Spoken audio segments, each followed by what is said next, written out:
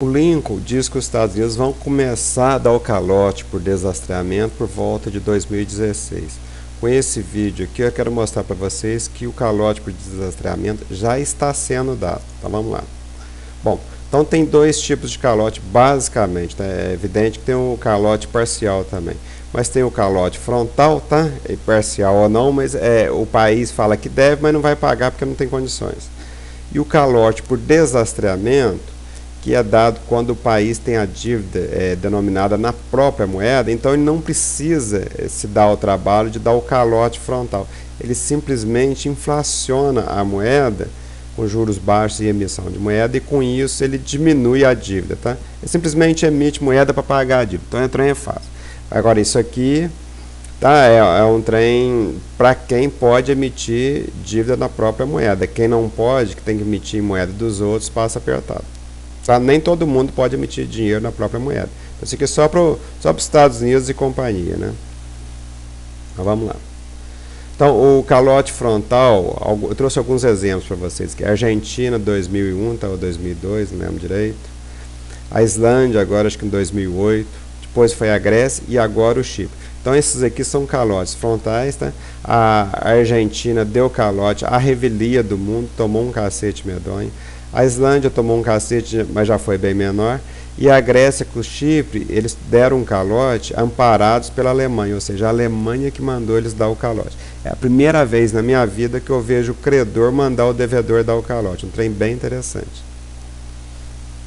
E o calote por desastrejamento, quem é que está dando no momento? Estados Unidos, Japão, a zona do euro como um todo, tá? Além do calote frontal, que alguns países da zona do euro dão, a zona do euro como um todo também está dando calote por desastrejamento.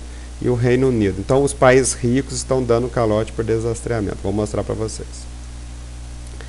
O Lincoln, ele pega a inflação dos Estados Unidos só pelo Consumer Price Index, que é o índice de consumidor americano.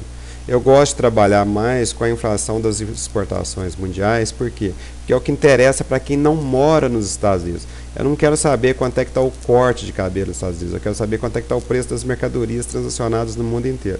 Então essa que é a nossa diferença. Então o que a gente vê? Ó? Aqui, tá vendo? Esse trecho aqui, as duas inflações estavam praticamente empatadas, tá? Mas assim que os Estados Unidos abandonou a conversibilidade do dólar em ouro, ou seja, foi o primeiro calote por desastrejamento que os Estados Unidos aplicou, o dólar sofreu uma grande inflação na hora que você mede ele pelas mercadorias internacionais. Tá? E o primeiro choque do petróleo. Porque os árabes aproveitaram o calote por desastrejamento dos Estados Unidos e aumentaram o preço do petróleo, porque o petróleo é um bem real. Aí depois, aqui em 79, outro choque tá, de preço. E com isso você vê que quando as mercadorias aumentam de preço, o IPC nos Estados Unidos sobe um pouco, tá? Não sobe tanto quanto, mas sobe também. E depois daqui do Paul Volcker ter aumentado a taxa de juros, tá? Em 1980, 81, o que aconteceu? A inflação das mercadorias foi bem menor do que o IPC até março de 2002, tá? E agora, no século XXI, o preço das exportações mundiais tem sido acima do IPC. Então, isso aqui que é o calote por desastrejamento. Tá? Foi um calote aqui e o outro calote aqui. É isso que o Lincoln não está vendo e que eu consigo enxergar e estou passando para vocês. Então, aqui ó, a inflação medida por dois índices, tá? É a partir de janeiro de 2002, ó, janeiro de 2002 igual a 100. Peguei lá no IPEA, tá? A inflação das mercadorias mundiais então veio muito forte até a quebra do Lehman Brothers. Aí os preços das mercadorias caíram e depois, com a injeção de dinheiro, voltou a subir. Tá? Aqui deu uma caída, essa caída aqui que está causando crise no Brasil. O Brasil não está crescendo, está com esse PIBinho, porque o preço das mercadorias estão caindo, principalmente das commodities. Então isso aqui é ruim para o Brasil. O bom para o Brasil é quando o trem sobe. Ó. E o IPC nos Estados Unidos está subindo bem abaixo do preço das mercadorias mundiais. É isso que a gente pode, mesmo com a queda de 2009, tá vendo? Aqui então só o preço das mercadorias, tá? Para dar um real só. Então por 22 anos, de 1980 até 2002, o preço das mercadorias internacionais zigue-zagueou e não saiu de 100. Só que Agora, de 2002 a 2012, em 10 anos, o que você gastava $100 para comprar, hoje você está gastando $165, 170. Então, caiu muito o valor do dólar, e isso que é o tal do calote por desastreamento, para quem não sabe. Ou seja, você não compra mais com uma nota de $100 do que você comprava no passado. E é essa subida aqui que o Lincoln não está vendo. E hoje, o que é calote por desastreamento? É você emitir moeda sem lastro. Então, outra maneira de você fazer, tá? Você vai abaixo os juros, né? E com isso a inflação sobe.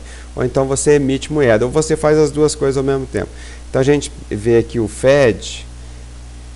Aqui o Fed emitiu muito dinheiro com a quebra do Lehman Brothers, tá vendo? Depois deu uma paradinha, deu mais uma emitida agora com a crise na Europa se intensificando em 2011, tá vendo? Depois deu outra parada. O Banco do Japão aumentou aqui em 2010, tá vendo? Já tem muita emissão, né? Mas ele aumentou mais um cadinho. A área do euro aumentou então as emissões com a quebra do Lehman Brothers e agora com a intensificação da crise na Europa em 2011, 2012. Então a gente repara que aqui houve o Banco Central Europeu foi quem aumentou muito a emissão de moedas agora no 2011, 2012, né? O Banco da Inglaterra também aumentou muitas emissões com a quebra do Lehman Brothers e agora com a crise na Europa. Então a crise na Europa está afetando basicamente a Europa mesmo e a Inglaterra, né? A Inglaterra também, no meu entender, está em maus lençóis. Falou, moçada?